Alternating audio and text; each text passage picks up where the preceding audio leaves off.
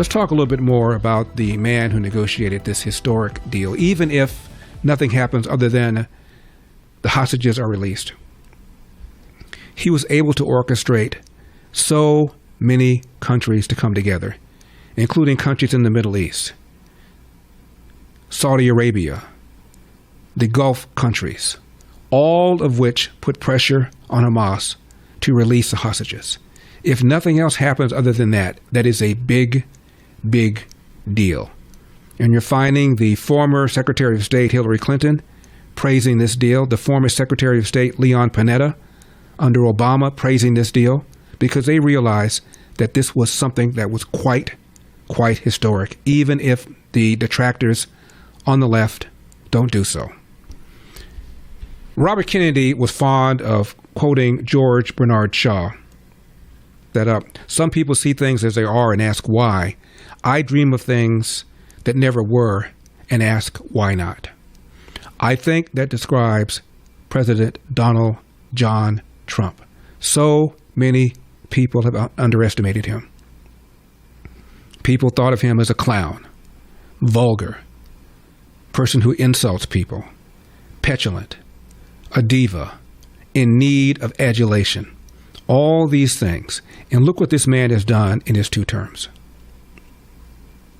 He's figured out how to use Title 42 during COVID to prevent an influx of illegal aliens. He's changed the whole debate on DEI and race-based preferences.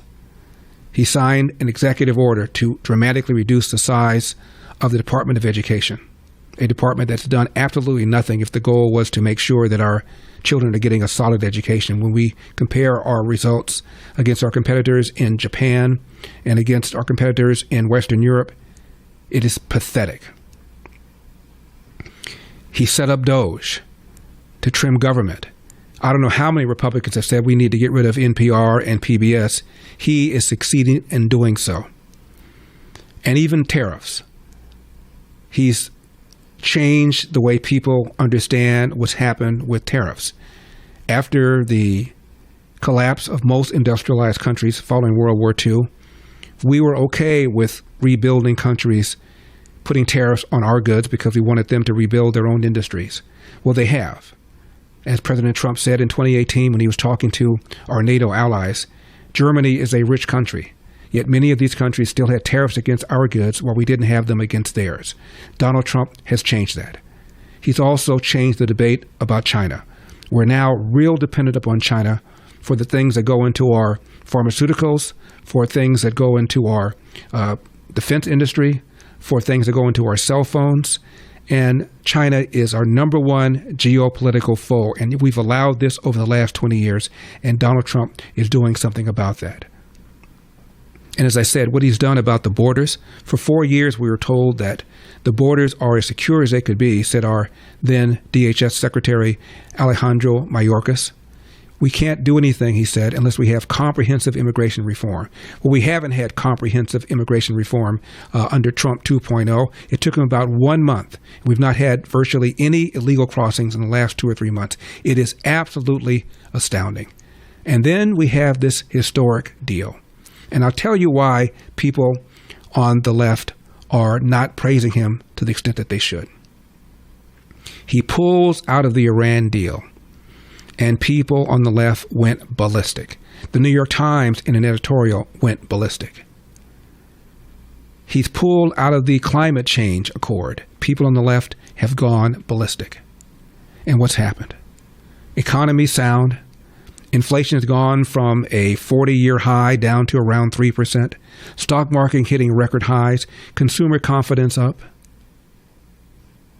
And the catastrophic predictions about the tariffs have not come to fruition.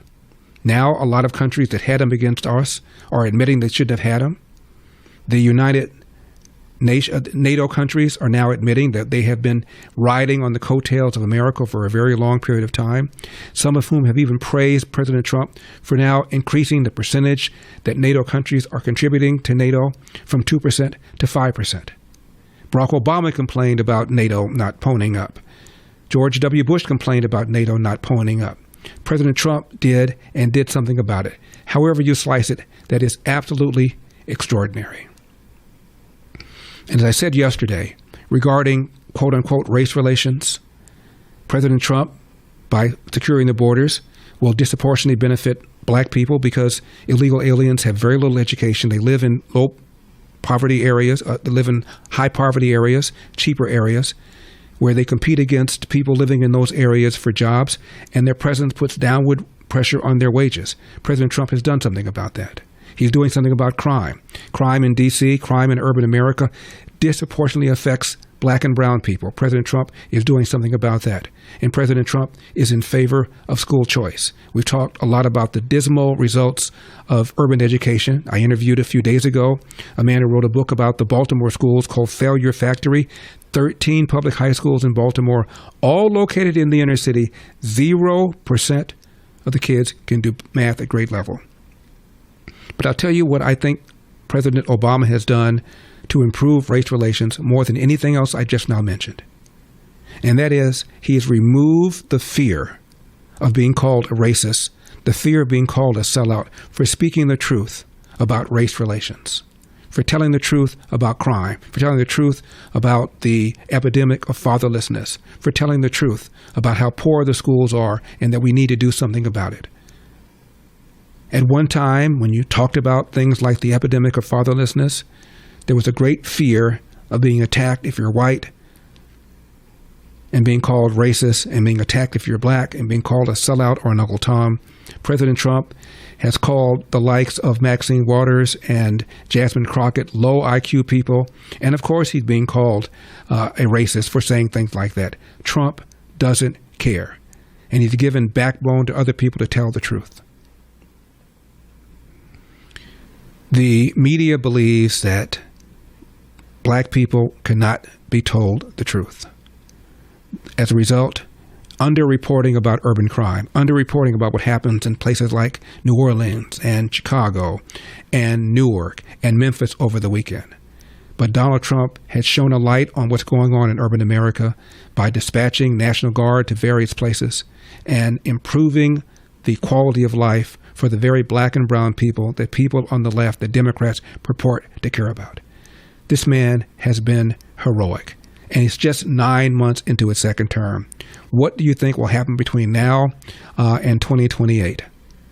It's going to be extraordinary. And I think a lot of people are beginning to rethink their attitude towards President Trump. A billionaire in California has now rethought his attitude towards President Trump. That billionaire who gave money to Harvard after he heard how Harvard was not protecting Jewish students has rethought his attitude about President Trump. Bill Maher is praising Trump. Other people are praising Trump. For full shows, live and on demand, it's Salem News Channel.